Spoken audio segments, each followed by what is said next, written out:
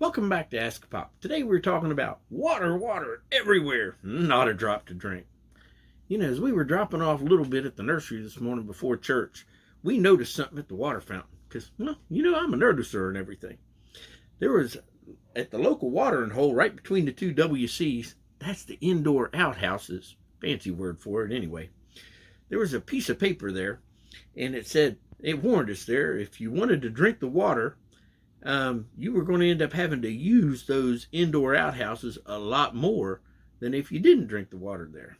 I'm paraphrasing, of course. That's not exactly what it said. It said something along the lines of boil water alert in effect. Don't drink this water. Yeah. Well, I found it a bit ironic considering how we were a stone's throw. Well, maybe a very long stone's throw, but a stone's throw anyway, away from the ocean, and just a short walk from the CE wing to the sanctuary, in which we looked across at this beautiful waterfall. But yet not a drink, with all this water around us, not a single drop that we could drink. But inside that sanctuary, not only was the living water going to be preached that morning and shared, but it's the first Sunday of the month, which means it's Communion Sunday.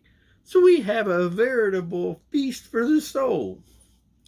As Christ had told a Samaritan woman years and years ago, the water that we drink, we're going to get thirsty again. But what he gives us, we're going to end up never going to need water again with that. And just to dot the I's and cross the T's, no pun intended. Well, maybe you'd have to ask Pastor John about that. The scripture today was from James 3, and he was talking about wisdom.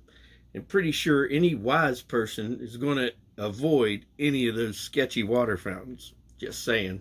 And this is a thought from a guy that pays attention to both signs on water fountains and his preacher on Sunday mornings.